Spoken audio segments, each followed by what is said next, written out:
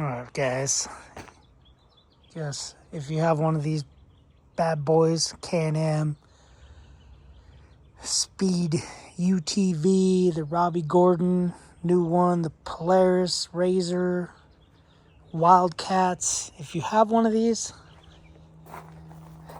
watch this video. You need heated seats. I just went for a ride. It's like 50 something degrees outside. Heated seats are a must. Watch the video. Alright, good morning guys, you two people world, whoever, wherever. Welcome back to the Half-Fast 719 channel. Not sure what I'm going to do with this grill yet for the 4th gen. However, come over here.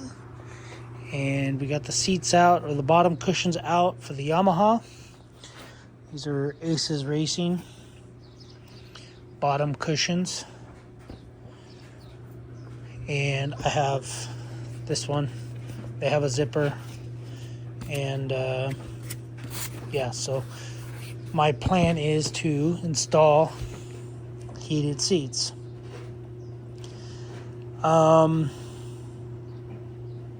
Yeah, I'm not sure if this is going to work or not.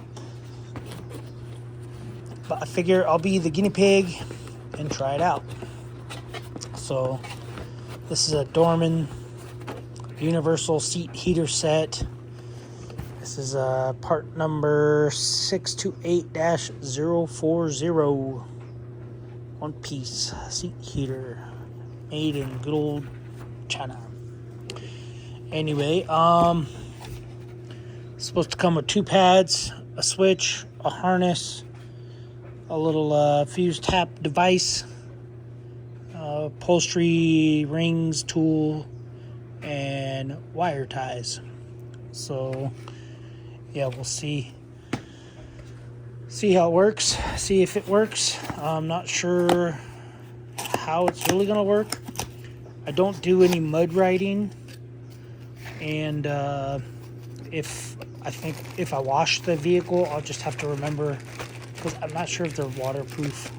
Highly unlikely, but they are waterproof.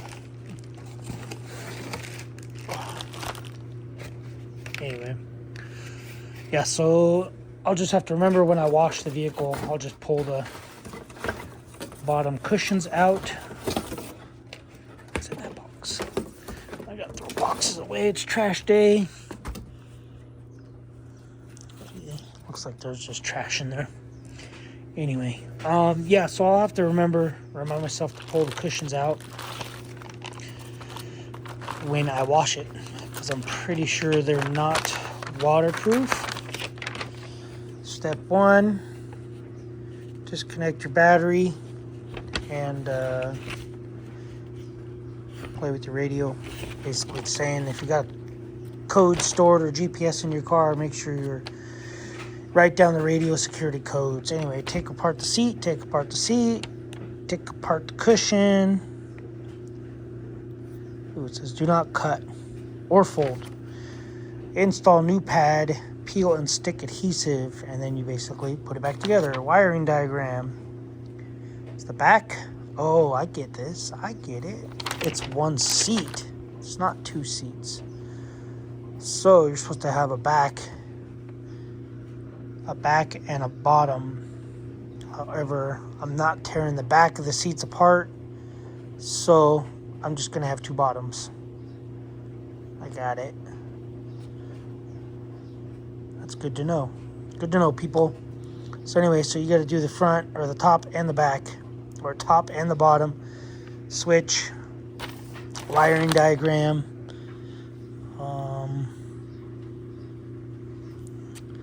wiring location, just check where your wiring goes. Hugo de Calentor de something. And then that one. So French, Spanish, English. Anyway, and common sense. The common sense will say red goes to battery or fuse, which is dumb because it's supposed to go into a fuse, but whatever. It'll be what it'll be. I'm going to wire it with the fuse direct to the battery. I have a battery in the front. You have two connectors. I'm assuming positive, negative. One for the top, one for the bottom. However, like I said, I'm using them both for bottoms. You get your zippy ties. And this, do not fold heater pad after installation. Heater pad folds could cause pinched wires. Another common sense. I will not be using these. Another made in China sticker. I will not be using these, however, I guess I'll keep them. I have some in my toolbox already. And here's the pads. So, my zipper, a zippy-doo-doo-dah, is all the way over here. So I'm not sure how I'm going to run this wiring. I can run it through my the 5-point harness deal. I don't think I am. So I might make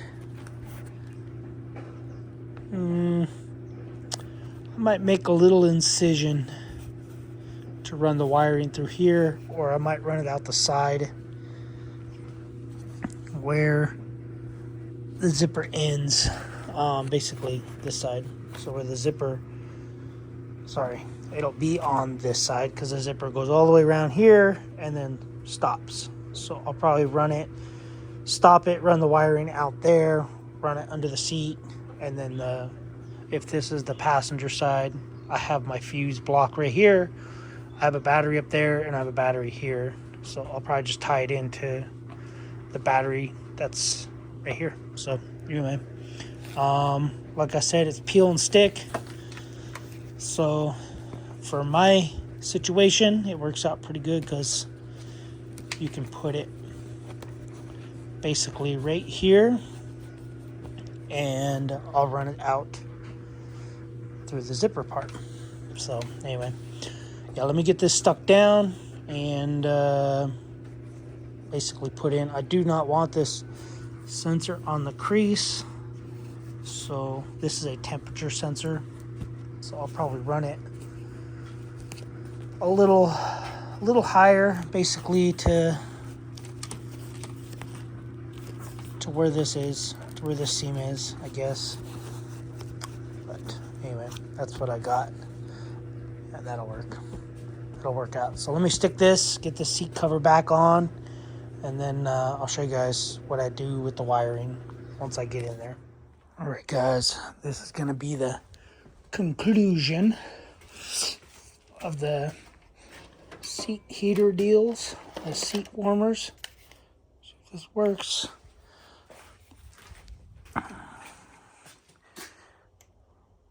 54 degrees. All right, let's just go over the wiring real quick. Actually, I'll turn them on, and then we'll go over the wiring while they're warming up. So I have the switch right there. Heated seats, so I'm going to turn it on high. So 57, 58 degrees, 59, it just clicked. But anyway, so what I ended up doing is taking these bolts out of here, this side panel. I was going to run it in here. However, the leads and the wiring just wouldn't work. I'd almost have to put the switch right here unless I added longer wiring to the switch. So, but yeah, so ended up running it up front. So I took this cover off here and have the wiring running right there with the pointer, and then have it running up here. So positive, negative, soldered some connectors on. Still got to zip tie that fuse right there. And underneath, what I ended up, I'll show you in a second, what I ended up doing. So we got 65 degrees so far. Anyway, what I ended up doing is, ouch, running the wiring right there. So the wiring, relay, loom, and everything's right here. And then ran it down, ran it up under the seat. Pretty much the same situation for the other side. Oh, you have to take all the shield. Well, I took all the shield off because this isn't a normal project deal. But anyway, the orange zip ties. Zip tie it, keep it away from this, I think that's a shift actuator. So, same thing, ran the wiring. Right there, the black wiring. See, orange zip tie, and the wiring goes under, goes to the seat. Anyway, so I got both of them wired up. As you're able to see, it, the temperature was increasing. So 68 degrees. It was, I believe, 54. Ooh, this one's getting hotter. That one's 70. Oh yeah, that one's nice and warm. Nice and warm.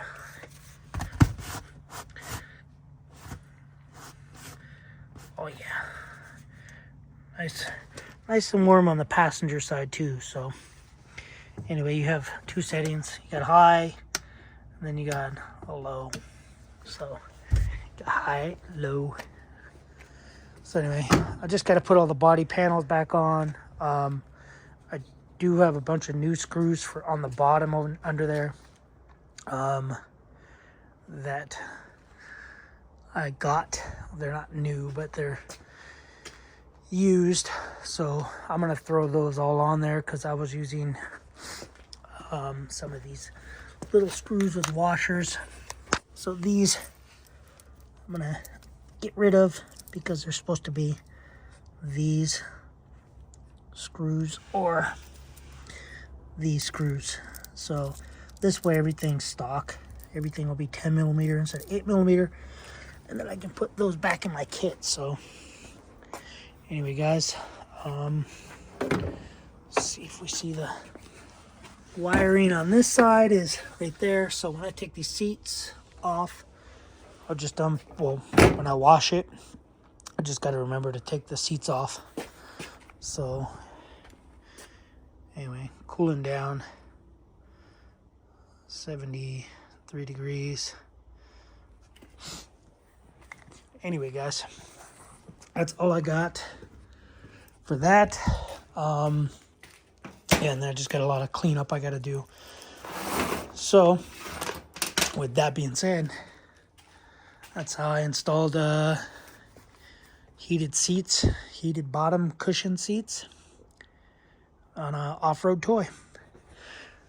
Because these ones, so the reason I need warmth in this is because the previous model, the radiator is right here. So in the summer, it gets really hot in the cab. From 18 and older, 18, 17, 16, the radiator was right there. So all that heat, during the winter time, all the heat would come into the cab when you're driving. So it's almost like having a heater for the previous models. So there's pros and cons. Pros are radiators on this one back here. So when you're driving in heat, you don't get hot. So the previous model, radiators here, you get hot during the summer. So since this has it back there, they sell a kit that you could buy to reverse the fans, because the airflow goes this way into the radiator and then out through these little vents, and then out through this vent here.